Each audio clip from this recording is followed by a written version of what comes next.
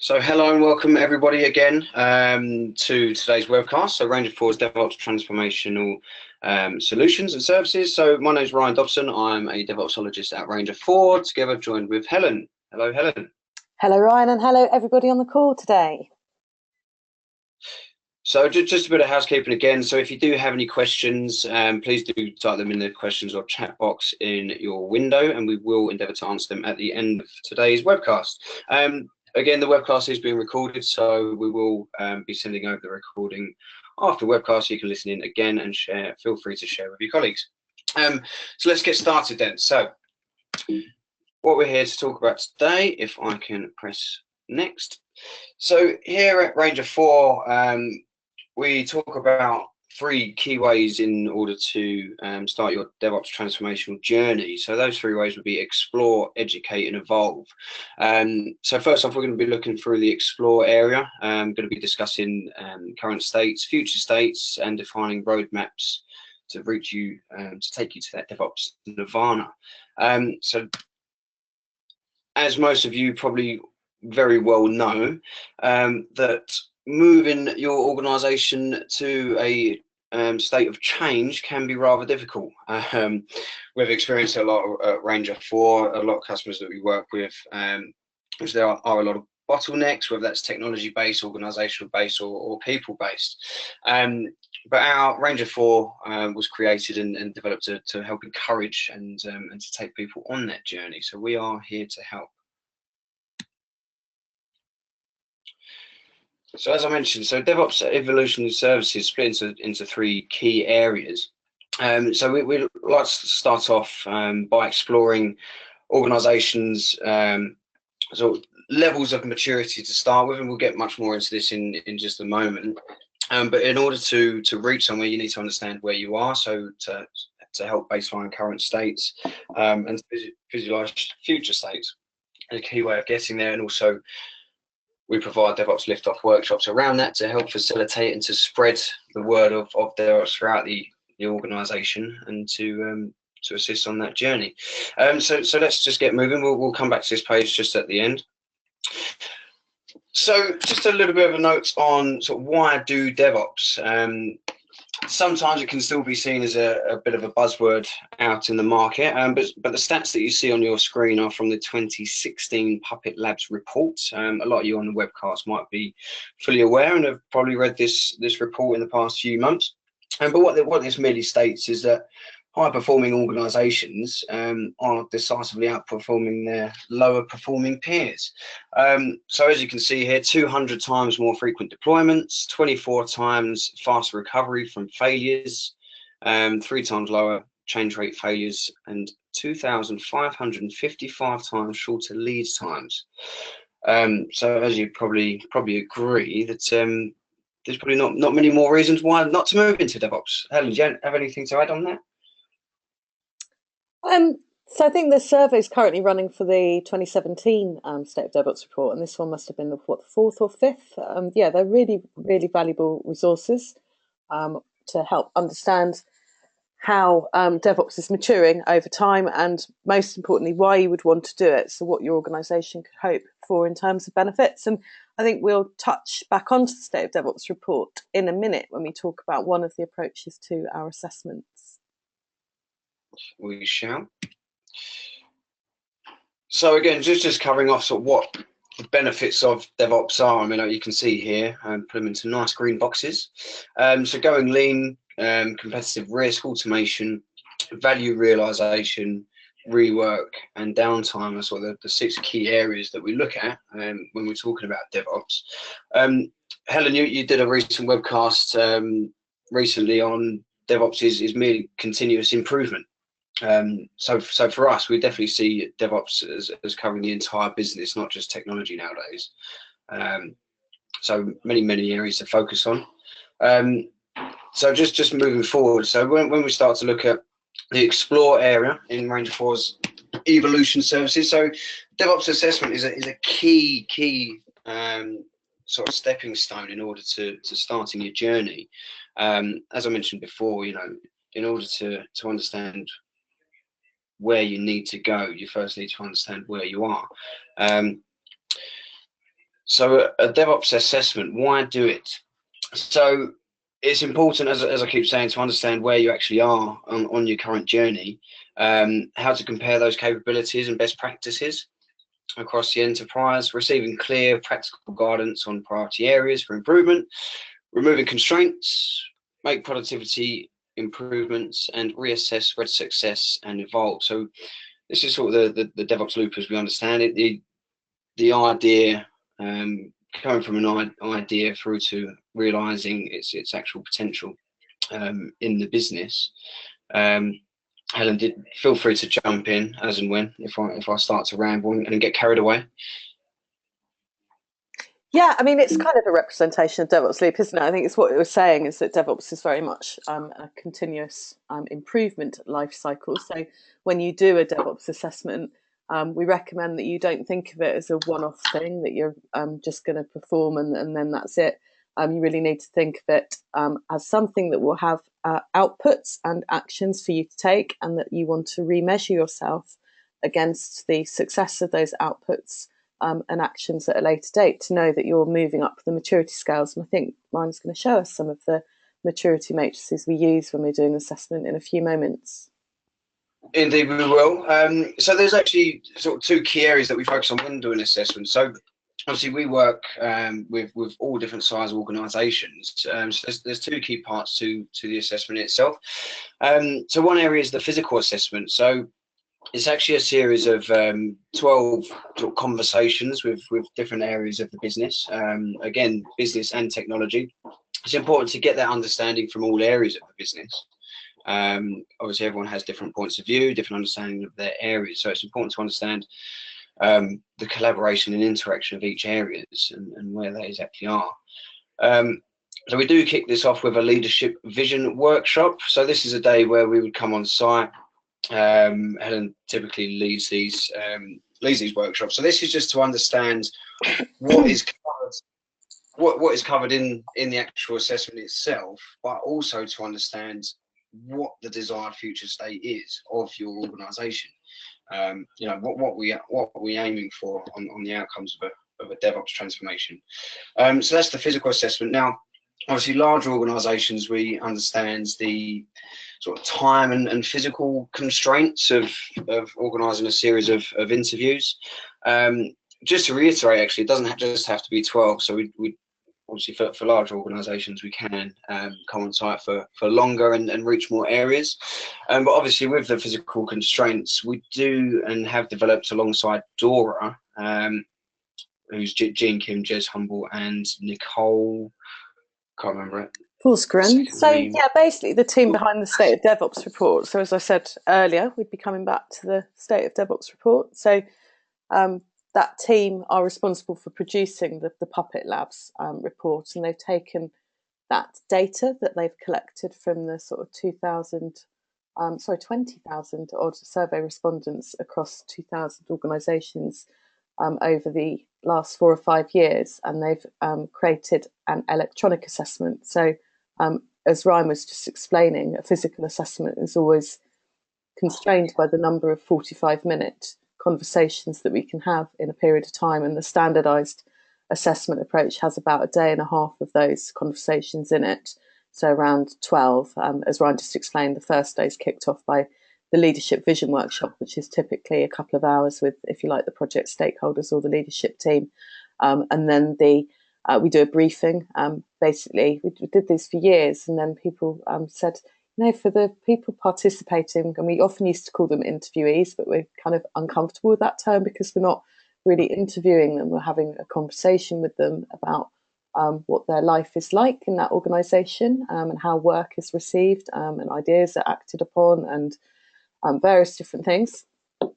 So we actually tell them kind of why we're there and a bit about DevOps, because not everybody that's going to participate in those conversations is familiar with what DevOps is. People can be quite fearful of anything that has words like transformation in it or assessment, anything like that. People think that the organisation may well be looking for productivity savings, and therefore this might be the start of some kind of redundancy programme. That slide that Ryan was showing earlier, though, with the DevOps benefits, you may have noticed on that one of the big things we're really looking for is about increases in capacity. So that's what we're really trying to do with DevOps, is increase flow, maximize capacity, all of those kind of things. Anyway, I have interrupted enough. As Ryan was saying, on the right-hand side of this picture, we now have the ability with our partners at DORA to break that constraint around the number of physical conversations that we have during the assessment, and actually layering on the capability to electronically interview or electronically have a conversation with as many people as you like, really. There are some constraints or some definitions around how a business is defined into segments, but we can talk more about that with you if you want to know more in detail. But effectively, it's a 10 to 15-minute email survey that can be completed by anyone in the organisation. And then we put both of those outputs into this single report portfolio. So I'll pass back to you, Ryan. Thank you. Yep. So just moving on.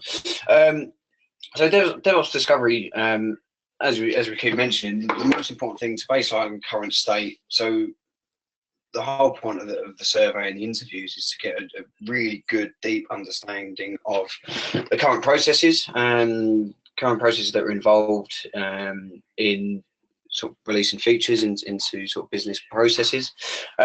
Also to articulate future states of where we're going, and probably most importantly is how do we get there? How do we get there from where we are and where do we want to go?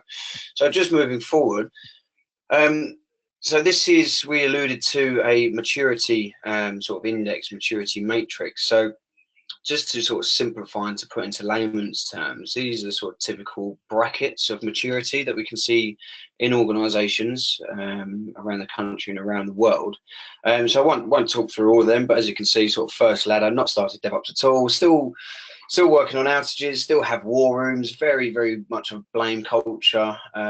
Typical firefighting is what we see, being reactive rather than proactive.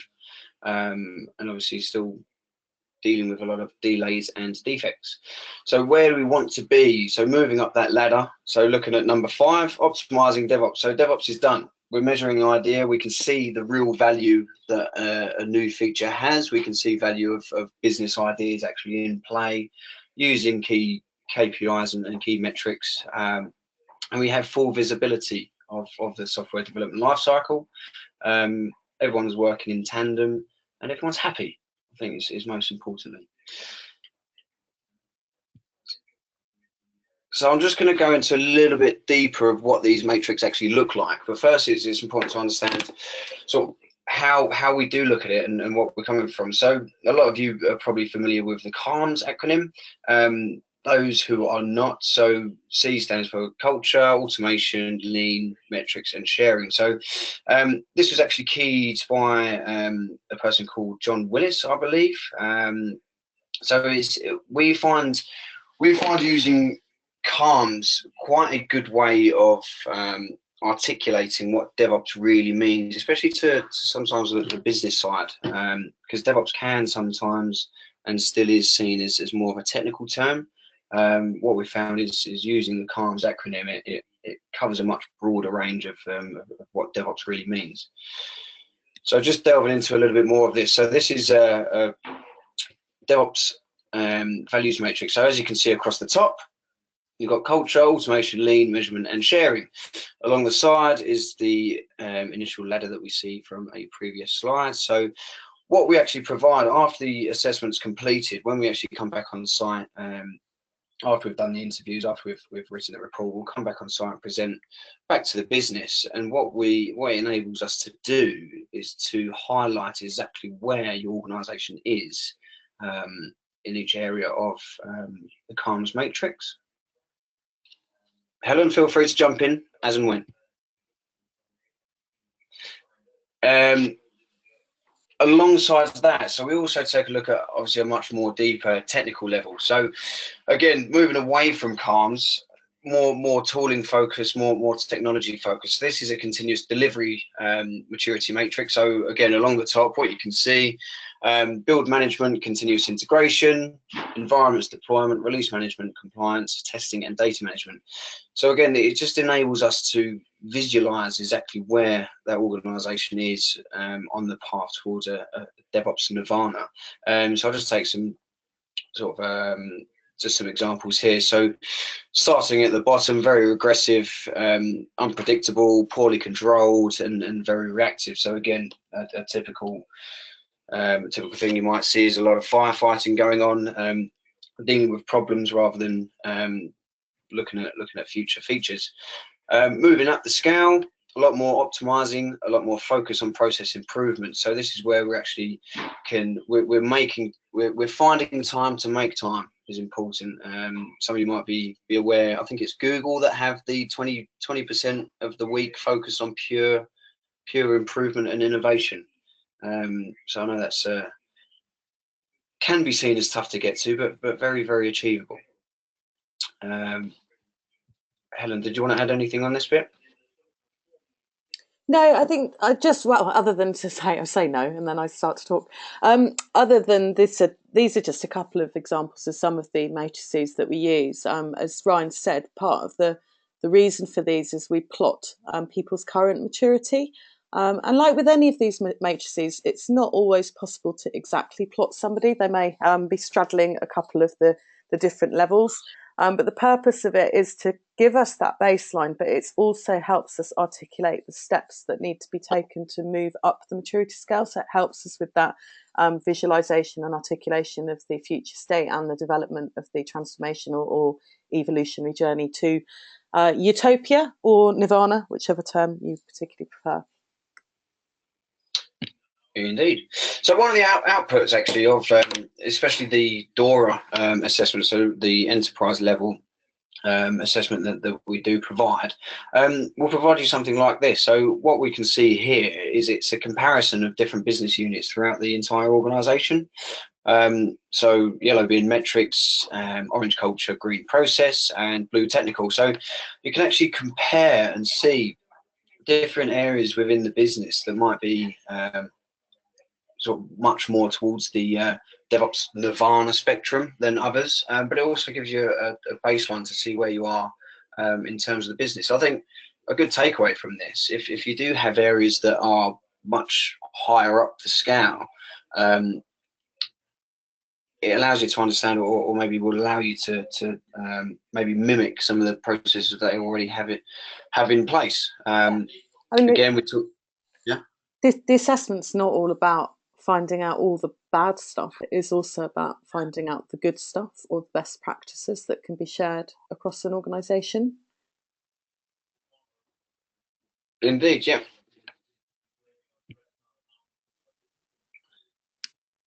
So this is just looking at sort of trackable metrics. So a lot, it seems to be coming up more and more, is sort of actual metrics and KPIs that are worth or valuable to the business.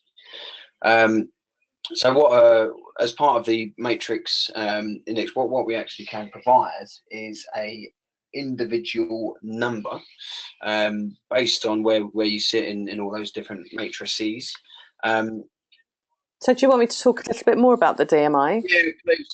Sorry, I might be a little bit better at that. So the DevOps Maturity Index, we refer to it, it's a proprietary single score that Ranger4 applies to anybody that we do an assessment with. We take metrics from three areas effectively, so organisational or cultural metrics. So we have a short questionnaire that asks lots of questions that start off quite basic about how people might feel about going to work, how they might feel about change and failure, and get more and more complex in terms of how team features work, so how ideas are received and acted upon, how management acts with obstacles, what politics people might be shielded from. Then we also take a load of data from the conversations around maturity, around either, that we'll come back to later, but basically what we call the DevOps loop. So looking at the SDLC all the way through to operations and realization, and looking at maturity there. We have a calculator that we use, that we put all this data in, and it gives us that one number. It's really useful for organizations, and we kind of, going back to those points I was making earlier on when we were looking at the continuous improvement cycle of assessment, it's really important not to think of it as a one-off exercise, but something that is going to help you through a journey that may last 6, 12, 18 months, 2 years, as you make these subtle improvements across the organisation, and some massive improvements as well. But this one score we can remeasure. We recommend it gets remeasured every 6 months, and hopefully it will give you something to celebrate success with. Always important to celebrate success. Yes. So this is another example of sort of an output from the DevOps Discovery, DevOps Assessment. So this actually shows one of the customers that we work with, relatively small in comparison to a lot of the customers that we work with. But what this actually shows is the amount of tools and technologies that are involved in the software development lifecycle. So obviously with DevOps, what we're trying to achieve is transparency through the SDLC. Now, the only some issues that you might run into when seeing all of these different technologies in play is just a bit of opaqueness, if you will, or a little bit difficulty in actually tracking, you know, the feature from an idea through to when it is released out into the real world, and actually being able to measure that success. Helen, did you want to add anything to that? No, I think I always say no, and then I do say something. So yes, I would like to add something, but what I'm really doing is reiterating something you just said, which is that most organisations that we work with do show something like this. As you said, this was actually from a relatively small organisation, because DevOps is quite grassrootsy in that a lot of people try to do things under the radar, and that's partly because we still kind of, or just depends what you read, but you know, there's been a recession, there's been a lot of budgetary pressures and things like that, so lots of people have been doing stuff under the radar, so we end up with huge amounts of tools proliferation and fragmentation across organizations as people experiment, which is a good thing with things, but there comes a point where what we're really trying to do is join stuff up. We have to be very careful when we're having conversations with people about tools standardization. Tools is a very emotive subject area. People have things that they really love and they really don't want to give up and they really want to use. So quite often organizations, even with some kind of tool standardization effort, may end up with multiple tool chains in multiple areas. But the important bit is to try and get to what Ryan was describing in terms of a fully integrated and fully transparent tool chain, where we can track a feature's progress through it. We can see if any defects were identified late and if rework had to happen, and we can see what the impact of that feature when it goes into production is real time in terms of customer value.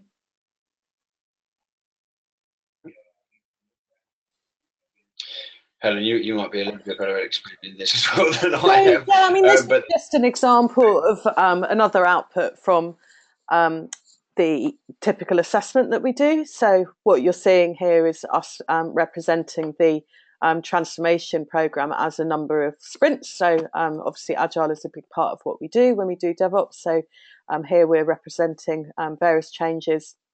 You can also see we've got kind of 5 product backlogs there as well. So we've got one for each of the, what I like to call the elevator acronym, CALMs.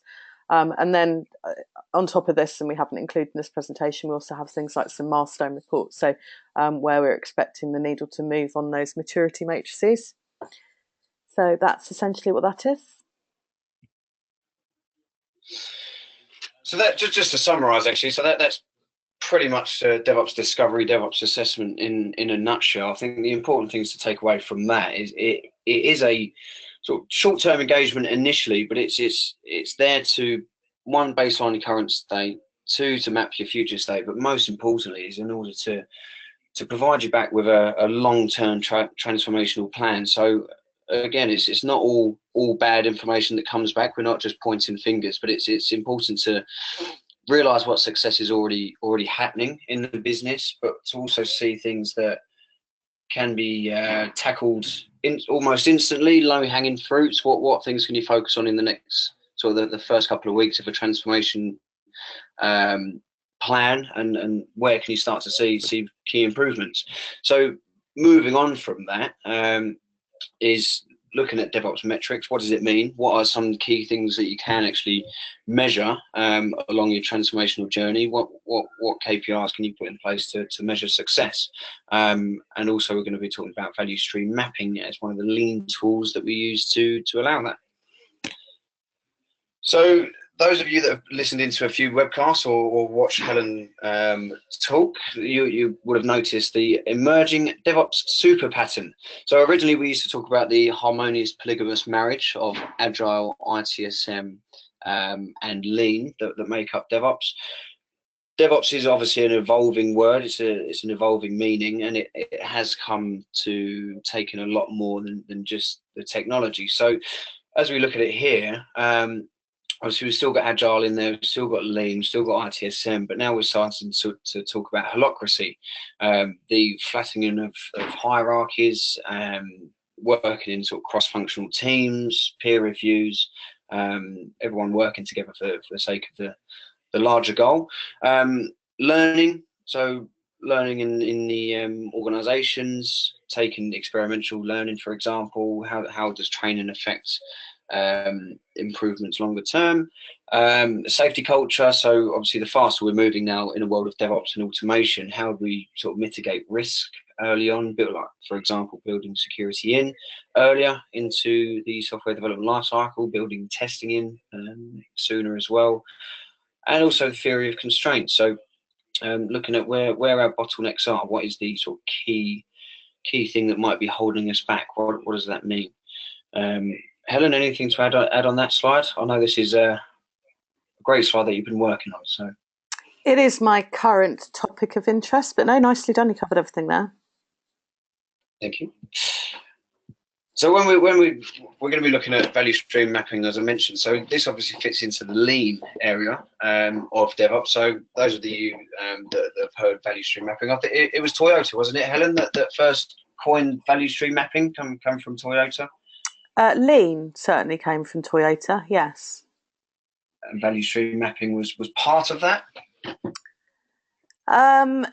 Not so much. Well, kind of. In that, I think you digress considering where we are at time-wise today. Okay, right. Let's move on. I know we're struggling for time. So just to recap, looking at CALMS again. Obviously the elevator acronym, as you said. So obviously this one's focused on the metrics area and also Lean. Helen, do you want to take us through value stream mapping in a little bit more detail? Yeah, so we did have some slides in here earlier, actually, that we were talking about sort of these DevOpsy metrics like time and frequency of release and number of defects and time to fix the defects and MTTR and volume outage and things like that. And they can be quite useful metrics. And if you read things like the State of DevOps report, they're kind of inherent in that. But they're not really that businessy in terms of metrics. And one of the things we really love about value stream mapping, and if you've read or are planning to read the DevOps handbook, we were very pleased when that was published because I think it's chapters 4 and 9 are quite central around value stream mapping, and we feel it's a really important tool to really drive that transformation or evolution, because what it allows us to do is look at these sort of metrics on a business product line or services line. So we can start working out exactly how much time is spent doing something. So if you like, we've got the elapsed time as well as the actual time. So you can see that's in the little chart on the bottom left there. So typically a value stream mapping exercise is around 4 days on site. So we'll do 2 days on current state and 2 days on future state. And then we'll come out with, if you mind flipping to the next slide, actually, Ryan. Yeah. We come up with this number of artifacts. So we start with the charter and everyone signs up to the charter. And that's why we're here, the value stream that we're mapping, what we're hoping to achieve. We get to a current value stream map, and we've got a quick picture on them in a second. And then as part of that second set of 2 days, we start building the future value stream map. And out of that, we deliver a value stream mapping transformation plan. So that would layer on top of the, so this is actually a current value stream. So you can see it's really, really complex. There's loads of bits to it. What we're essentially doing here is taking a 30,000 foot view over a business value stream. And I keep on using that word because it's quite important to differentiate between a process, because what we're actually seeing here in the blue post-it notes is a number of processes that have, or a number of handoffs between processes. So typically things like cabs and various things that can cause delays but give us governance. So these are typical benefits that people would see from a value stream mapping exercise. So it's a great way of visualizing work in a way that most organizations just simply haven't or can't at the moment.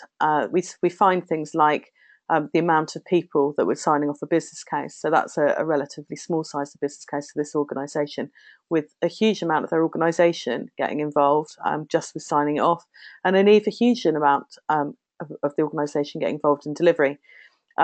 Real surprises come up in actual how much elapsed time is happening, and then within that, the actual productivity time.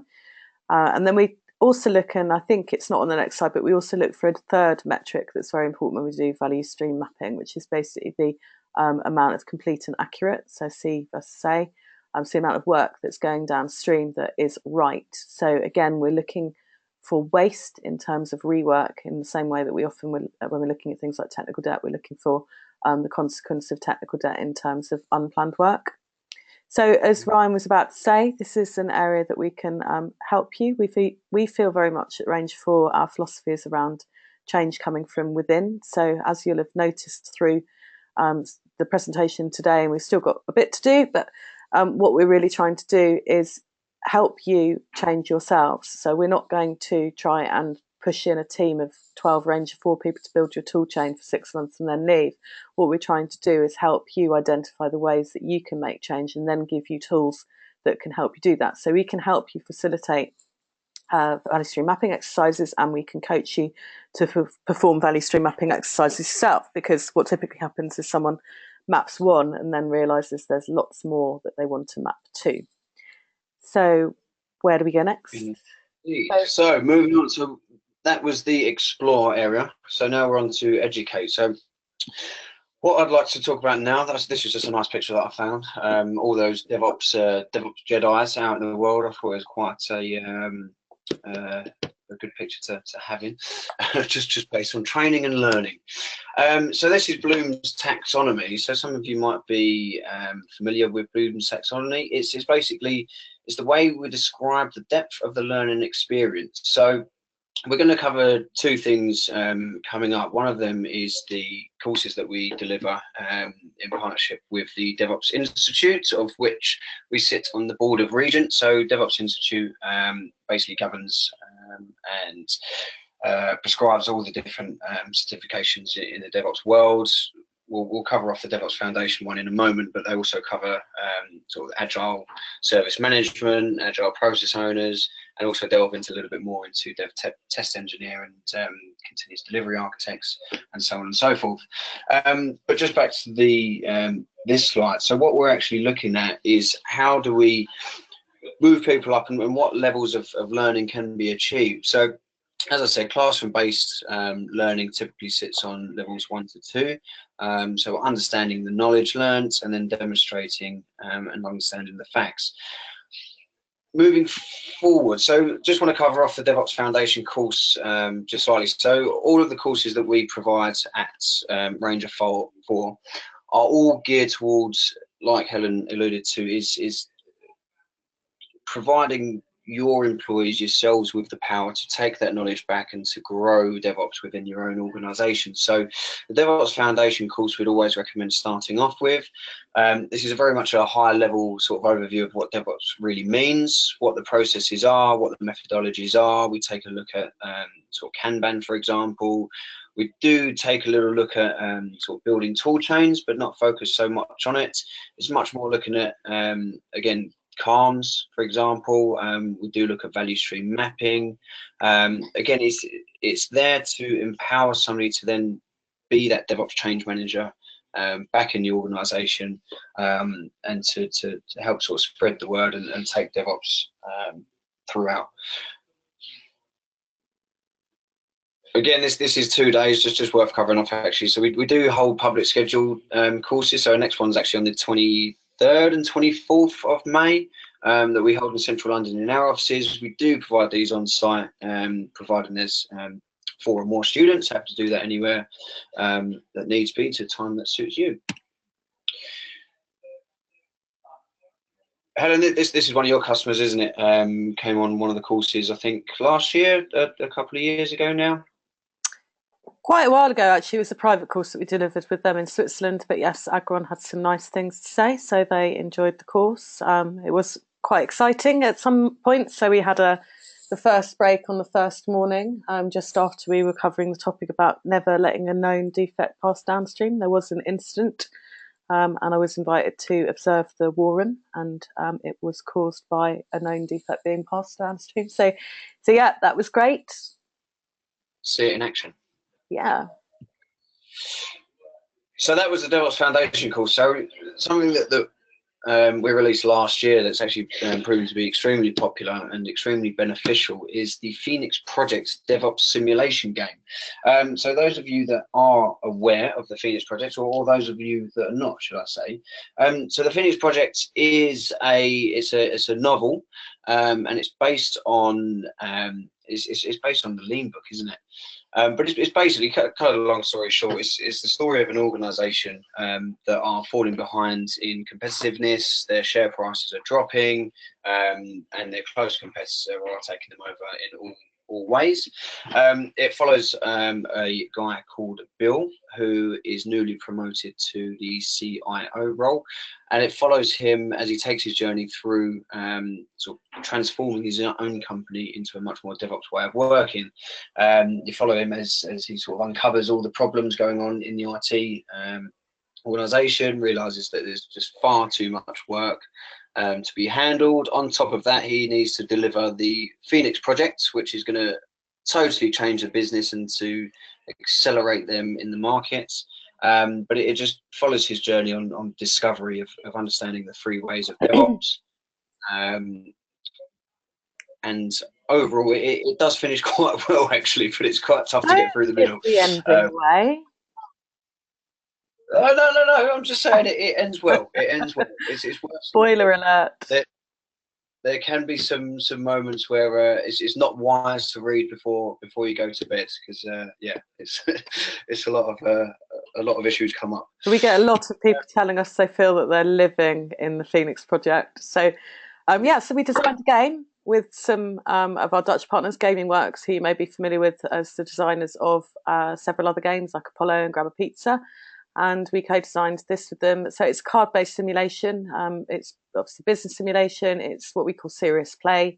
So you get in a room and you play a role out of the book. So I think, does this slide build, Ryan, as you click on it?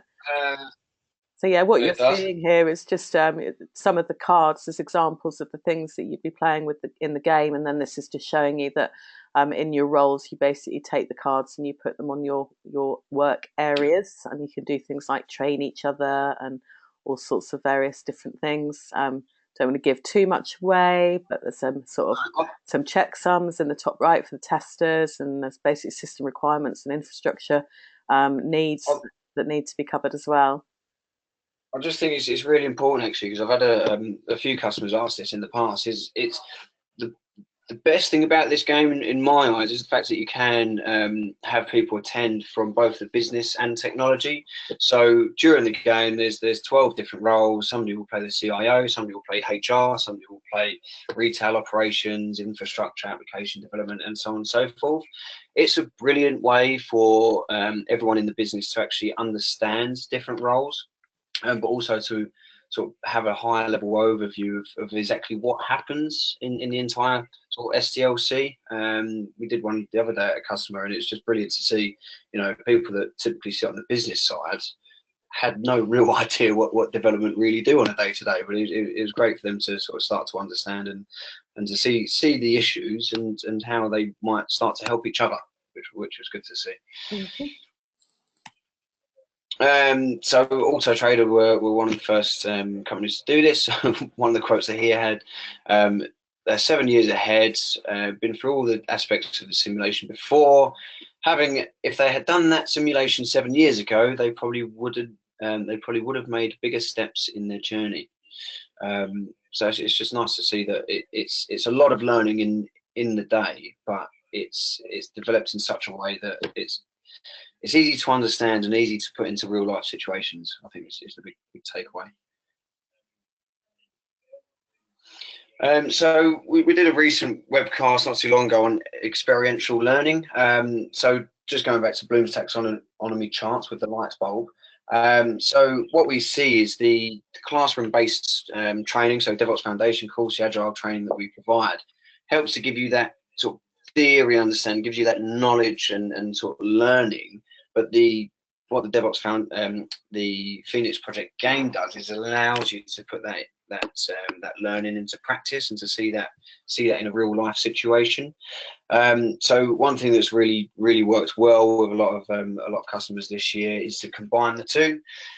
So if you do the training beforehand, have sort of 4 or 5 or as many as you like, people sit the courses to understand the basis of DevOps, but then to follow that the day after or the week after and to put that into practice really does help everyone in the business, actually, for some people having that sort of base understanding to start with.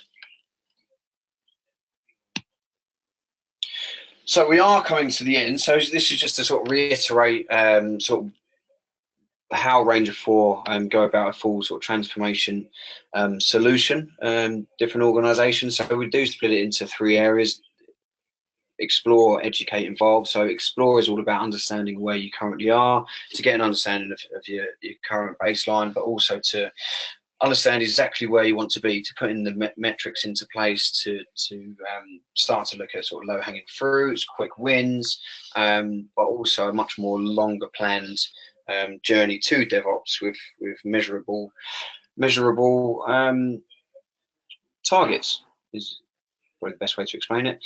Education supports that. So along the journey, it's important that everyone understands what they're doing, how to get there, but to sort of empower your own employees to then take that back. So as Helen mentioned earlier, we're not a company that will come in and take over a project, stick a bunch of contractors on site for 6 months and then hand back. We're much more about growing DevOps from within, allowing that company to sort of evolve on their own with some assistance from ourselves, but education is a big part of that. And the evolution, so along that journey, what does it take to reach those goals? Value stream mapping, obviously we've covered.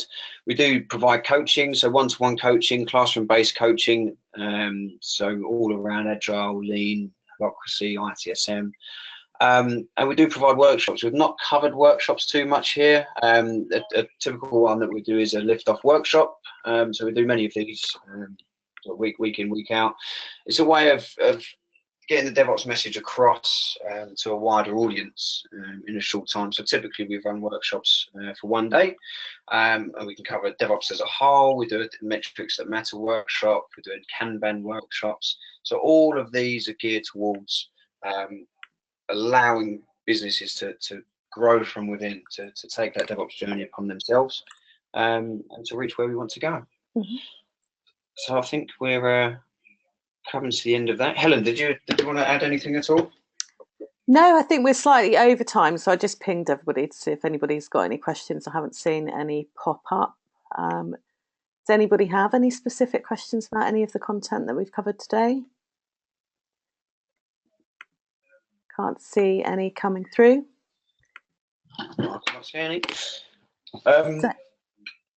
So yeah, thank you very much. Thank you, Helen. So just to reiterate, we will be sending out the recording straight after this this webcast finished. If you do have any questions, do definitely pop us an email, get in touch.